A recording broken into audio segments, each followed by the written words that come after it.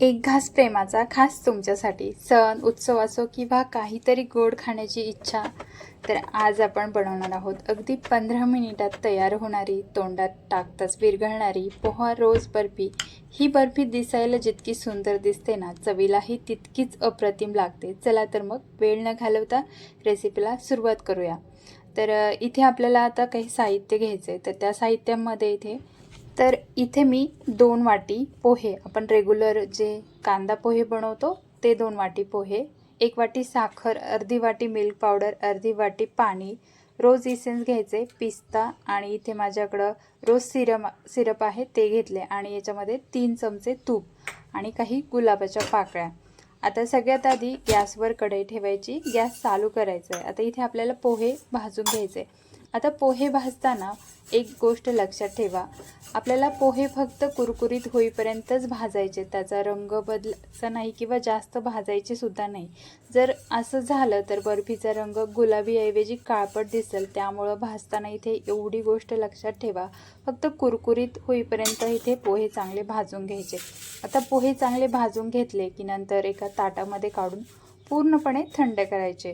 आता हे पूर्णपणे थंडच होऊ द्यायचे. नंतर आपल्याला मिक्सरला याची बारीक पावडर तयार करून घ्यायची. गरम असताना कधीही मिक्सरला पोहे वाटायचे नाही, ते व्यवस्थित वाटले जात नाही. त्यामुळं व्यवस्थित असं थंड झालं की नंतर आता इथे मिक्सरला पोहे बारीक करून घ्यायचे. बारीक म्हणजे अगदीच पीठ तयार करायचं आहे.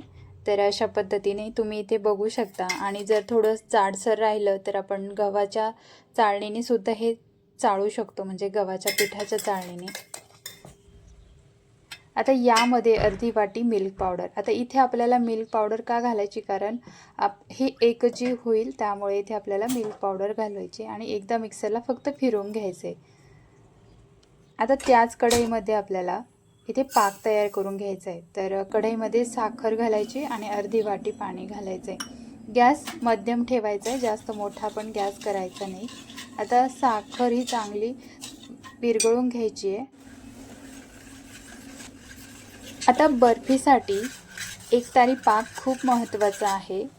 पाक कच्चा राहिला तर बर्फी मऊ पडू शकते आणि कापसुद्धा व्यवस्थित पडणार नाही. त्याच्यामुळं हा पाक एकतारी करायचा आहे आपल्याला.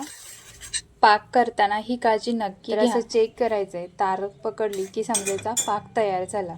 आता इथे पाक तयार झाला आहे. तर यामध्ये इथे मी मोठे 2 चमचे, तुमच्याकडे जर पोहे खायचा चमचा असेल तर 3 चमचे तूप घालायचे. आता तूप चांगलं पाकामध्ये वितळून घ्यायचं आहे. नंतर रोज सिरप घालायचं आहे आणि 2 ते 3 थेंब इथे आपल्याला रोज इसेन्स घालायचं आहे. आता हे चांगलं असं मिक्स करून घ्यायचं आहे. आता गॅस एकदम मंद करायचा आहे, म्हणजे एकदम बारीक गॅस करायचा आहे. नंतर आपल्याला जी आपण पावडर तयार करून घेतली होती ती घालायची आणि व्यवस्थित हे असं मिक्स करून घ्यायचं आहे. गॅस बारीकच ठेवायचा आहे, म्हणजे गुठळी होणार नाही. व्यवस्थित असं हे मिक्स करून घ्यायचं आहे.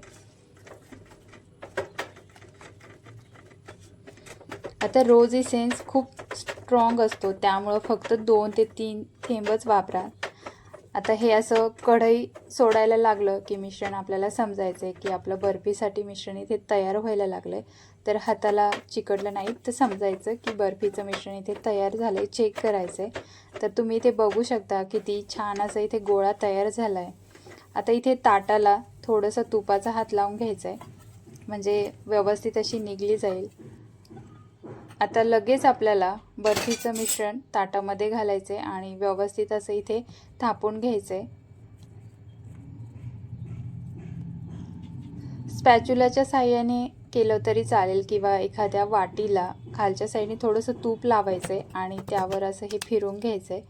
तर तुम्ही इथे बघू शकता अशा पद्धतीने एकसारखं होतं. आता यावर पिस्त्याचे काप घालायचे आणि थोड्याशा गुलाबाच्या पाकळ्या असेल तर घाला, नाही घातल्या तरी सुद्धा चालेल. आता हे स्पॅच्युल्याने छान असं टॅप करून घ्यायचे, म्हणजे ह्या गुलाबाच्या पाकळ्या आणि पिस्त्याचे काप त्या बर्फीला व्यवस्थित चिकटल्या जातील. आता 15 मिनिटासाठी तसंच ठेवायचे आणि 15 मिनिटांनी याचे काप करायचे. तर लक्षात असू द्या, ही बर्फी जास्त थंडसुद्धा करायची नाही, अशी कोमट असतानाच याचे काप तयार करून घ्यायचे. तर तुम्ही हव्या तशा आकारात याचे काप तयार करू शकता.